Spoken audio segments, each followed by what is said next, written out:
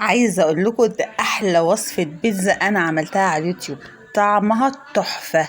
العجينه بصوا جميله جمال، مش عايزه اقول لكم قد ايه. جربوها بنفسكم انتوا هتشوفوا. وحاجات بصوا يعني كلها في متناول ايدينا، وحاجات من قلب البيت، ونقدر نبدل المكونات بمكونات تانية معايا في قلب البيت. عايزه اقول لكم طراوه العجينه جميله جدا. بصي مش هتشبعي منها، هيطلبوها منك كل يوم.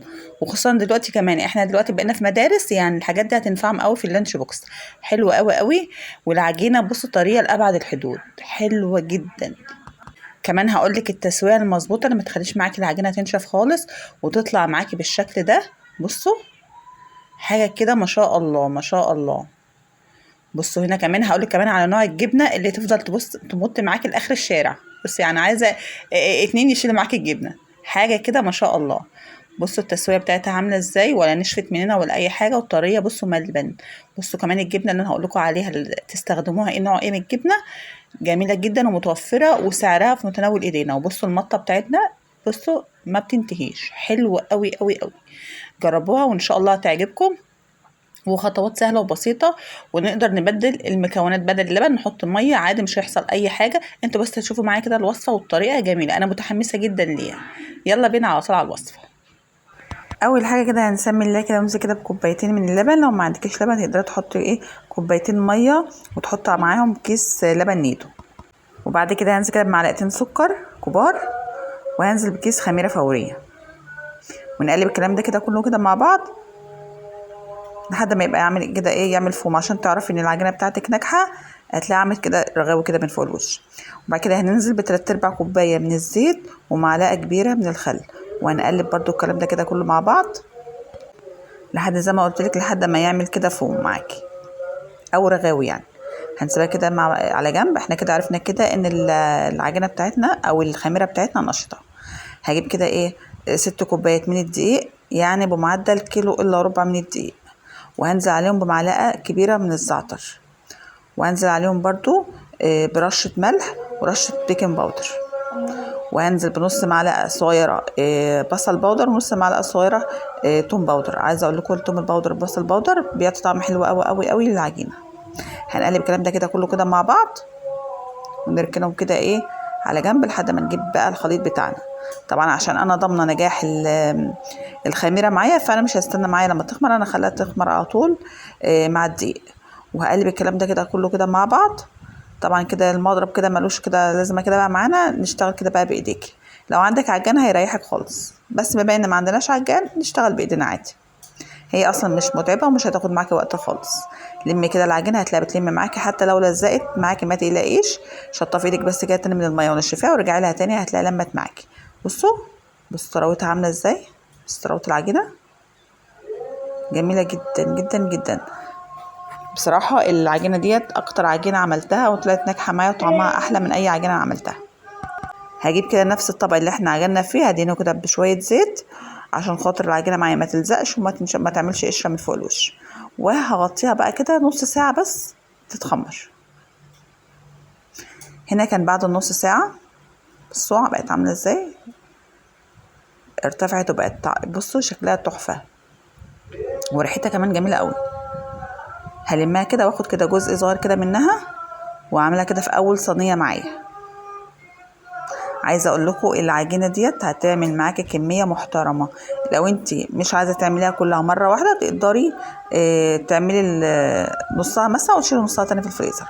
انا جبت هنا كده الصينيه ودهنتها بماده دهنيه ونزلت عليها بحبه سميد، اللي هو السميد اللي هو بتاع دي البسبوسه. لو مش متوفر عندك خلاص بس انا لما لقيت السميد كتير معايا شويه خففته حبه من الصينيه. بصوا العجينه ما خدتش معايا وقت خالص في الفرد، ولا تعبتني ولا اي حاجه خالص، لانها هشه وطريه جدا. وبصوا تحفه. انا كده فردتها كده في قلب الصينيه. لازم انا اعمل تجويفه كده من الجنب عشان خاطر يبقى معايا قاعده كده اعرف امسكها يعني لما اجي اقطعها. وبالشوكه كده ونغزي كده الارضيه، مالكيش دعوه بالجناب، بس بالجناب عشان يبقى الجناب كده منتفخه ومرفوعه معاكي. معلش يا جماعه لو صوتي بقى تعبان شويه عشان بس عندي برد. بصوا هنا كده انا هنا بقى كنت محضره صلصه البيتزا. انا عملت صلصه البيتزا كذا مره في القناه يعني، لكن انا ما رضيتش اعملها بقى تاني عشان الفيديو ما يطولش. لكن لو عايزينها ممكن احطها لكم في صندوق الوصف.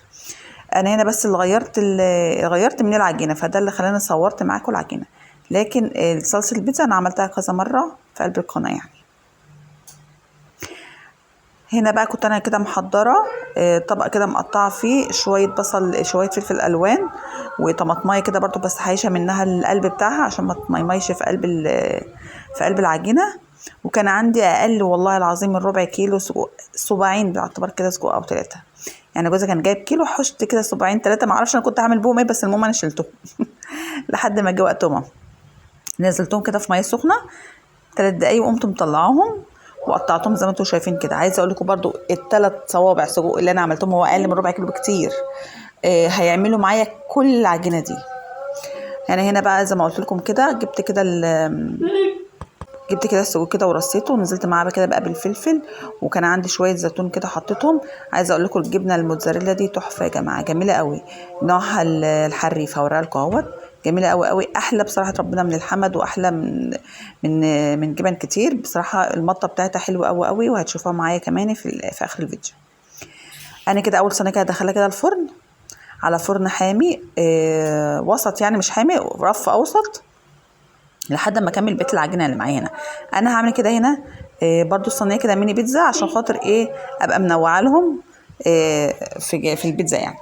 طبعا الكور اللي انتوا شايفينها ديت طلعت كمان كبيره، يعني انتوا شايفينها ممكن تكون صغيره، تقول صغيره، لا على فكره ده انا كمان هقلل منها تاني، لان حسيت ان هي كبيره قوي في قلب الصينيه، وبترجع تاني تنفش وبتكمل التخمير بتاعها، فطلع كبيره قوي يعني. فلو انت بقى حباها كبيره كده خلاص اعمليها كده، لا حباها اصغر من كده يبقى قليل من العجينه شويه.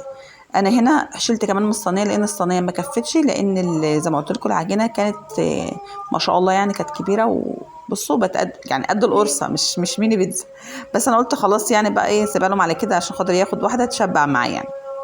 وبرده كده زي ما قلت لكم فردتها كده وبالشوكه كده ونغزها كده في قلب العجينه عشان ما تتنفخش معاكي وتبقى قرصه فعلا لكن لما تحطي بقى، لما تنغزها كده بالشوكه ما تعلاش معاكي يعني بقدر الامكان.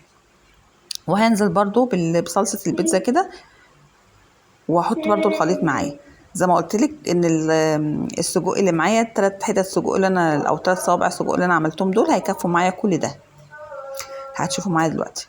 انا هنا برضو بنزل كده بشويه فلفل الوان على شرايح من الفلفل الاخضر، وهنزل كده في كل واحده كده 3 حتت كده من السجق كده صغيرين، وهنكمل كده بقيه الكميه كده كلها كده مع بعض. انا عايزه اقول لك تنفع معاكي برضو في اللانش بوكس مع العيال، والله العظيم تحفه قوي وطعمها حلو قوي قوي بجد.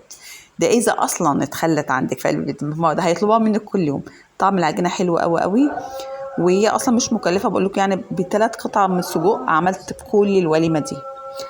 وطبعا الفلفل متوفر عندك في البيت، يعني انت مش هتشتري حاجه من بره، يعني حتى لو مش عندك لبن هتقدري تعملي العجينه زي ما قلت لك بميه برضو بتطلع طعمها حلو قوي قوي. فبصي يعني تبقى المتوفر عندك اعمليه وحطيه حلو قوي. انا هنا كده هنزل كده بالموتزاريلا كده فوق الوش، بس اهم حاجه ما تخليش الموتزاريلا تبقى في قلب الصينيه او في الارضيه بتاعه الصينيه عشان ما تتحرقش منك. فانا كده انا بحط كده قدام منكم، بس انا هنضف كده الصينيه ومش هخلي فيها اي موتزاريلا وقع في الارض ولا حاجه. بصوا كده زي ما انتم شايفين اهو. وهنا برضو بصوا عملت معايا تاني بقيه العجينه، عملت معايا الصينيه دي كمان، يبقى عملت معايا 3 صواني اهوت. ادي اول صينيه دخلتها اهو، وادي الصينيتين اللي تحت اهوت. طبعا الصينيه الاولانيه طلعت ما قعدتش، وادي معانا البيتزا اهي بعد ما طلعت يا بنات. بصوا الجمال عدى الكلام، حاجه كده ما شاء الله، تحفه تحفه تحفه. عايزه اقول لكم الصينيه الاولانيه الصغيره بصراحه اول ما طلعت ما قعدتش، ما لحقتش اصلا ان انا اصورها، ريحتها كانت جايبه بصوا لاخر الشارع، جميله جدا. عايزه اقول لكم من جمالها والله العظيم ما قعدتش حتى ان انا اصورها.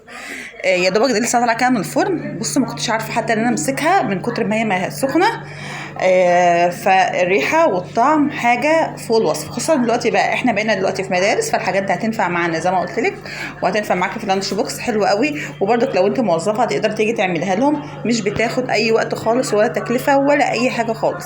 وزي ما قلت لكم نوع العجينه، نوع الجبنه دي اعتمديها وعلى ضمانتي، تحفه بصوا الجمال عدى الكلام.